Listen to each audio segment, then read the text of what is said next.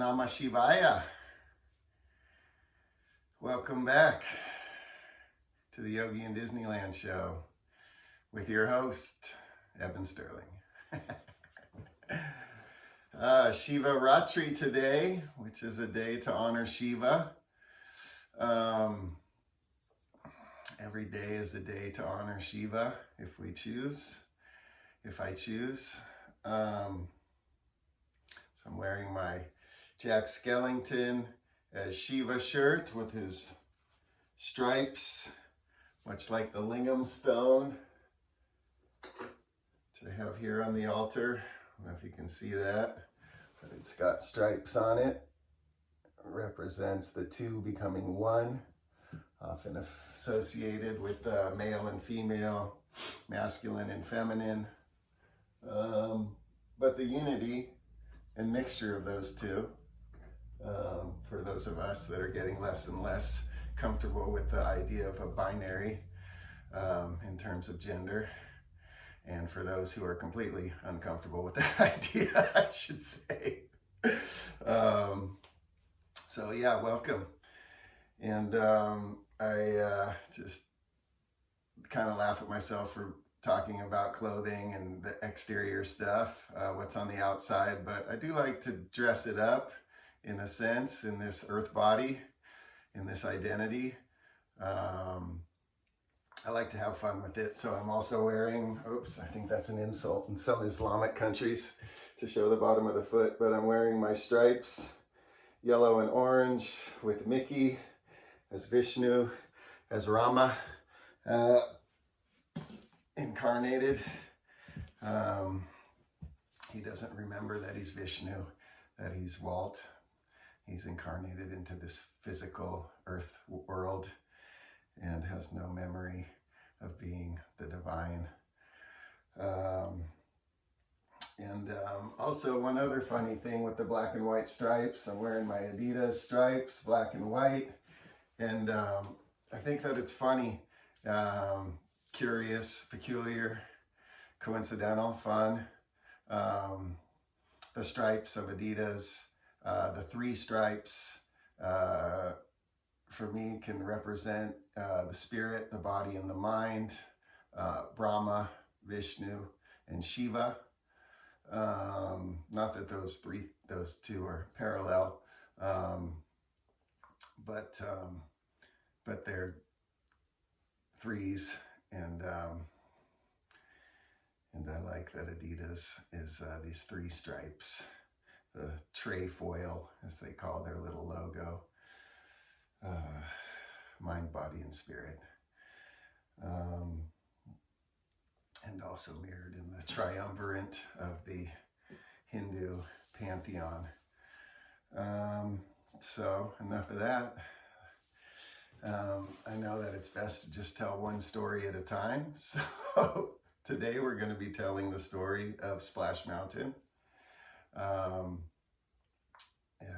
which has a lot of interesting story in it. The ride itself is currently being redesigned to reflect the story, a new story, which is one of the beautiful things about Disneyland as a platform of storytelling. The stories can evolve, they can change completely, but they're going to be changing Splash Mountain into the story of The Princess and the Frog, which is a movie that is just one of my favorites in the Disney canon. One of my favorite animated features. Tiana is right up there at the top of my list of Disney princesses, with Moana and Tiana and Brave, all these fierce, strong princesses, women that are having their stories now told in Disneyland and in the Disney canon. So this chapter is illustrated by Mike Kershnar, my dear friend, my spiritual brother, and my skateboard brother. I'm really happy that he was able to bring in skateboarding directly into the story of Yogi in Disneyland. It wasn't something that I requested, it's something that he came up with. And again, I was a little afraid that perhaps we were telling two different stories, but you know, sometimes I learn to just let go of the reins, and the story gets so much richer and deeper and more satisfying and fulfilling. So he has taken the characters, Brer Bear, Brer Rabbit, Brer Fox, and put them into the context of filming skateboard video, and also camping, and learning how to start a fire with just sticks. So that is wonderful. You can find him at Husky Roundup on Instagram, and I encourage you to support him because he's a great artist and a great friend and a great visionary of the spiritual. So off we go to Neverland. Splash Mountain in search of the laughing place, aka getting caught is a nasty habit. The holy song, the bhajan, is the Splash Mountain medley from the ride. The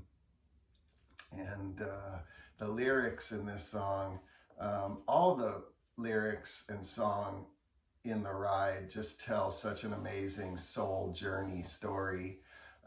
This idea of, you know, how do you do? Fine, how are you? Doing some self-reflections, you know, looking inside, seeing how I'm doing. Eventually that kind of gets dark. We face some darkness. And then after the climate, there's this climax. And then the song turns to Zip-a-dee-doo-dah, the old classic. It doesn't get any more joyful and bliss-filled than Zip-a-dee-doo-dah. And I believe that the line "getting caught's a nasty habit" is in the song Zip-a-dee-doo-dah, and it's just such a wonderful parallel to the teaching of Ram Dass, especially, who's one of my great teachers.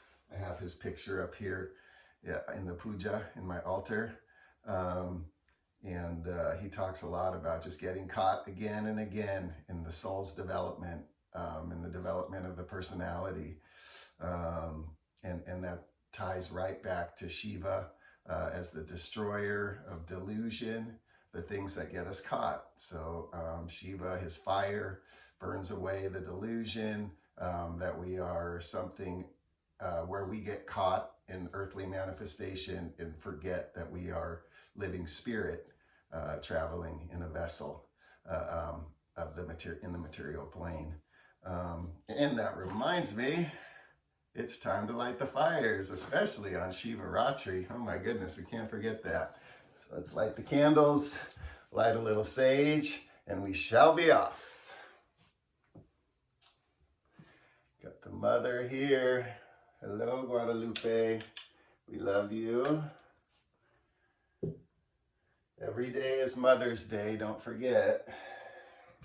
Even on Shivaratri, it's still Mother's Day every day. My central puja candle, lighting the spirit. Oh boy. And we are off. Oh, I forgot my sage.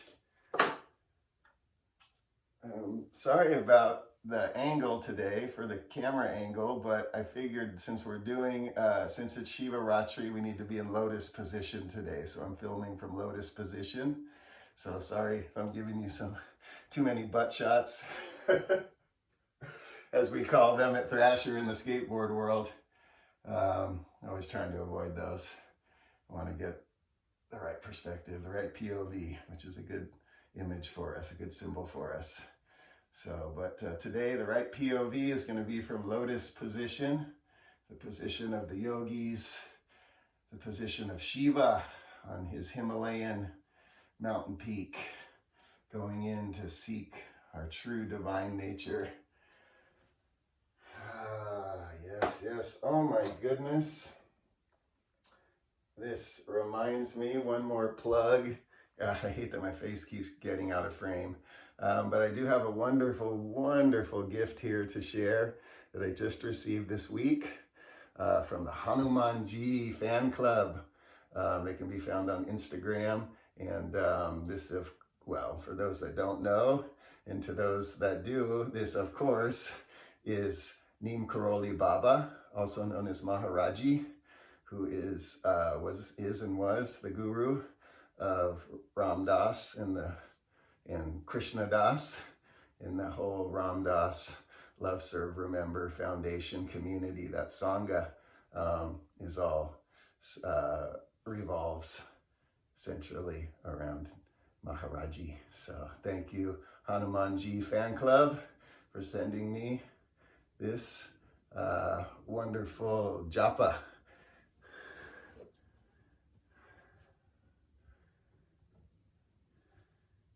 Which is part of the Bhakti tradition of having a guru and loving God as practice. Maharaji is considered by most an incarnation, an avatar of Hanuman, who is one of the offspring, so to speak, of Shiva. So it's all tied together for us today. I always have my Ganesh here, who is the son of Shiva, up on my altar, and I'm getting distracted again and telling other stories. So let's get back to the story at hand. And I say once more, off we go to Neverland. My journey as a woodland creature continues as I enter into the belly of the earth goddess. Passing through the catacombs of the holy mountain, I am greeted by two signs. Everybody's got a laughing place. Trouble is, most folks won't take the time to go look for it. And where it is for one mightn't be for another. I'm telling you now, this book is not so much a creation as an assembly. I need only stop to acknowledge what is already here. I am swept up in excitement as I pass through the line and pause for only the briefest moment to ponder this backwoods koan. There is a quest at hand. A search will be made as I go out into the world. What will be found will remain mysterious, for the ultimate reality is a moving target here on the relative plane, something more to be experienced than grasped, more described than defined. Soon I am ushered into a boat carved from a tree trunk. My son sits in front of me and the adventure begins. Up we go into the holy heights. Live vegetation grows among fabricated roots and brambles in this heightened reality. Oh my goodness. I feel bigger than life. I'm having fun sailing along without a care in the world. The sun is shining, doing its part to cooperate with the menagerie. The whole of Disneyland is visible below. The peaks of Thunder Mountain, New Orleans Square, Adventureland, all the people merrily on their way, oblivious to my voyeuristic vantage above. Gloriously zipping by Brer Fox's house and Brer Bear's sleepy den, I notice a grinding stone next to Fox's cabin. My first clue that there may be charlatans on this outward path. Wily tricksters peddling false goods. A sleeping bear may be awakened if one is not alert on this riverway. And suddenly I am falling, sliding down a chute and landing with a splash below.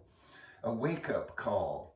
A little splash in the face to remind me I am still on this earthly plane. So don't get lost in the clouds while navigating the rivers of life. All is well and I float on. A track begins to tick and the tree trunk boat is mechanically pulled toward another lofty summit. A wise owl hoots. Keep your head, pilgrim. The river may twist and turn. What goes up is sure to come down.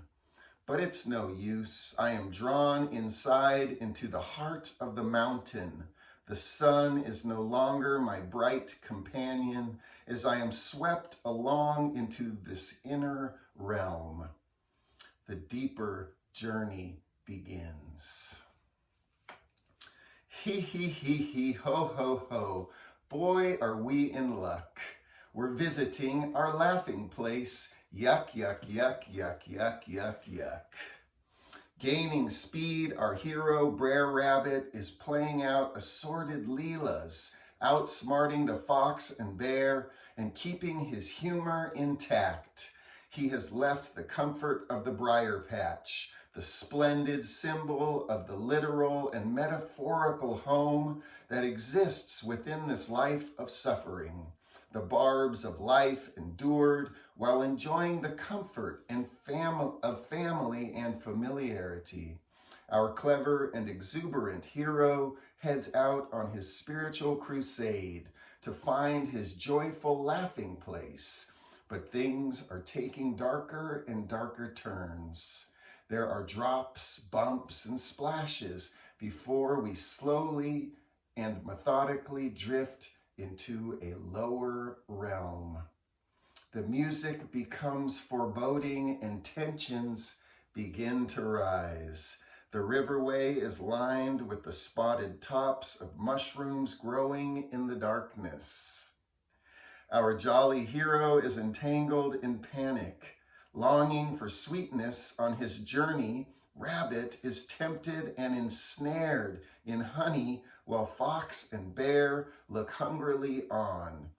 The chorus is now pleading with Rabbit to end his pilgrimage. Stay away from the laughing place. You must beware. The fox is there. Don't go in. Could this journey be merely a trap? Is there no reward for selfless love? The wailing voices of the unknowing chastise dear Brer Rabbit. Seek ye not the kingdom of heaven, for the path to enlightenment is scattered with failure, and there are cruel beasts waiting to take your money, your life, your very soul.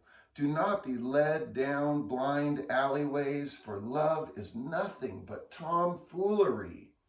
And who are you to seek a seat at the hand of the Lord?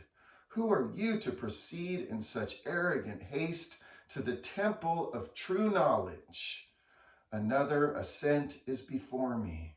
I sense this is no rise to heaven, but pretext to a downfall and doom. There before me, as if manifested from fear and anxiety, are two vultures, symbols of death from the southern bayou to the plains of the Kalahari. Mara coming to Siddhartha, sitting under the Bodhi tree to fight the final battle, to defeat the sannyasi with self-doubt. We'll show you a laughing place. Surely this whole endeavor has been a mistake, a cruel joke. My desire for enlightenment, another selfish plan to please my own self-important ego. Up the track I go. Click, click, click. There's no turning back now, the vultures chide. Dark shadows play upon the wall, mirroring the tendrils of fear weaving through my mind. This is it. Only death awaits. I tense up and fall. Now surrendered, I'm moving at incredible speed. There is a flash of light, and before I know it, whoosh, a spray of holy water. Laughter and adrenaline engulf my being. What a thrill to fall back to earth, to be released from the mountain of fear, to be back among the living, to give every ounce of my love and being to God, my highest self and deepest calling. I journeyed outside and in, but was not led astray by the fanciful promises of false prophets, nor tempted by false idols. I released everything and fell, then flew on a jet stream flume into the very heart of joy. Zip-a-dee-doo-dah, zip-a-dee-a. The laughing place can be found, but only when the search ends and I give every bit of my heart to the divine. Sure, a quest must be taken, for I am blessed with willpower, consciousness, reason, and imagination. But all paths eventually lead home on this beautiful round earth. Every river leads to the ocean or evaporates into the sky. Through loving service, through faith and courage, through above all grace, I may dwell in the house of the Lord forever. Home, sweet home is the lesson today. Coda. I remember the flash I saw when I finally surrendered and fell to grace. Wasn't that the white light spark of God or an angel's heavenly glow? Nah, that was just a camera. Got you. Don't forget to pick up your picture at the gift stand at the end of the ride. And so is the nature of revelation encountered on the relative plane. A holy shroud, a vision of the divine? Sure, but then again, no. It's just my face wrapped from ear to ear in a goofy smile, my son's in an exhilarated grimace. I throw back my head and let out a belly laugh. I found it, my laughing place. Good one, God.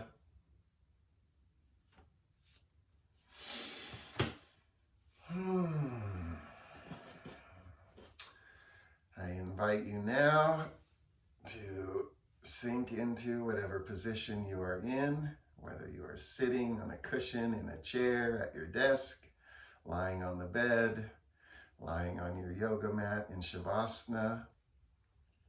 I invite you now to close your eyes and inhabit this space. We shall journey inside into this dark ride of human consciousness.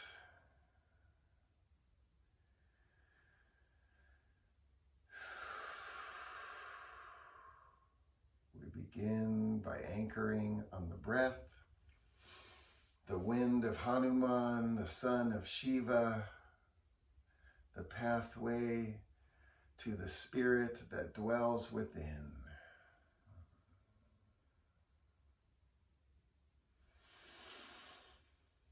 Breathing in, I know that I am breathing in. Breathing out, I am aware that I am breathing out.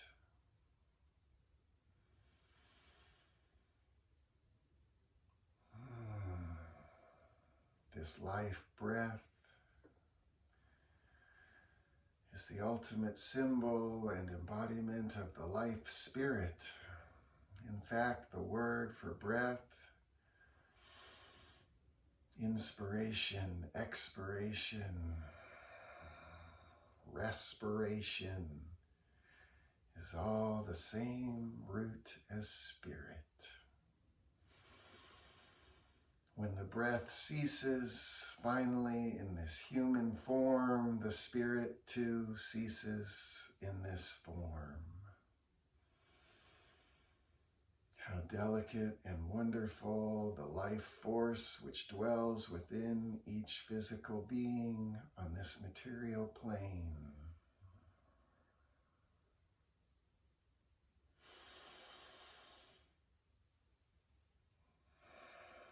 As I anchor in the breath, I am anchoring in the spirit.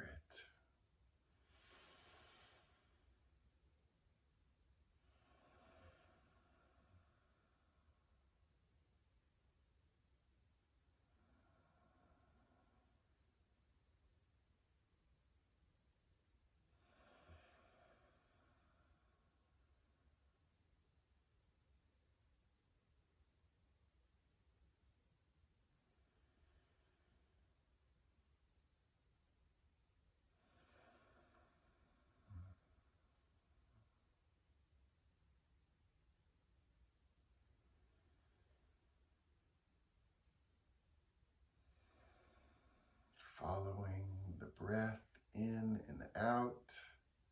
I am following the path to the inner abode of Shiva. Bodiless spirit. The life force itself, unencumbered, unadorned, which dwells within this human vessel.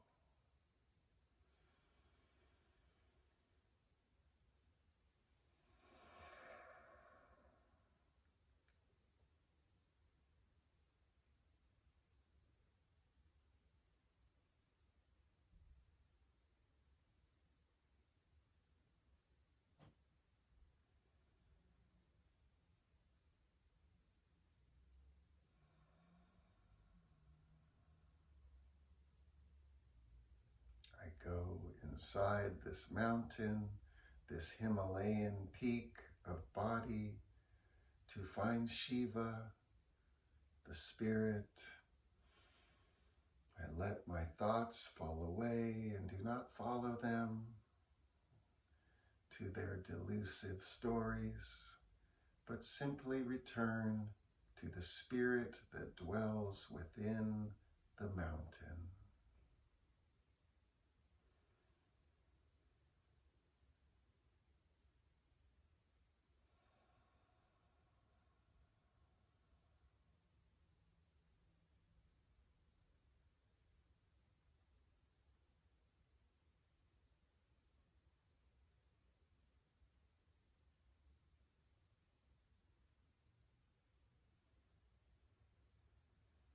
Now anchored in the spirit, I am anchored in the eternal, the infinite, unadorned by earthly attachment. I become one, I become unified, I become the universe itself.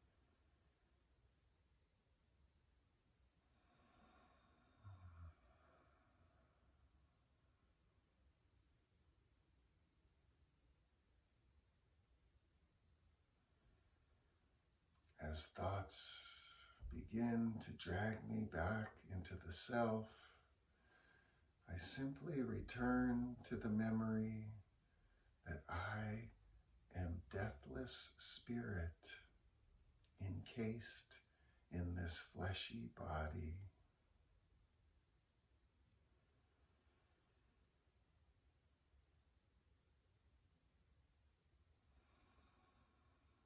We do not revile the body, the mountain. We send compassion to all of its parts, even to Mara, to the delusions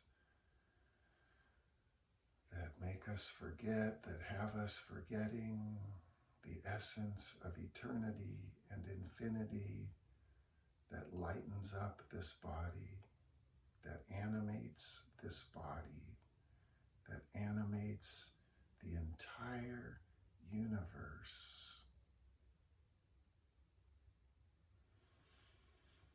We send love and compassion to all manifestation, for without manifestation, there would be no consciousness on this plane of spirit.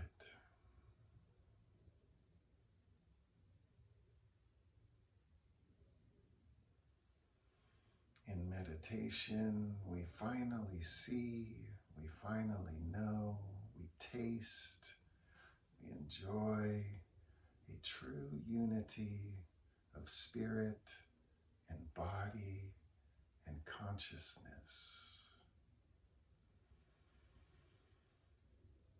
The three stripes are one. The lingam stone is one united body.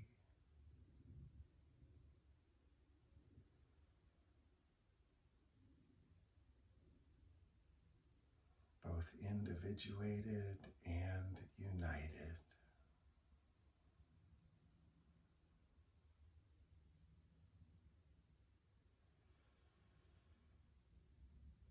What love and joy to be born into this life.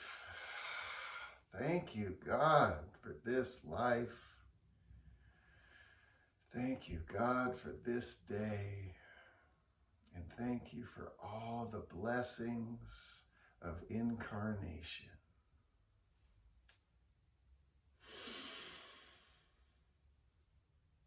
Om Namah Shivaya. Shivaya Namaha.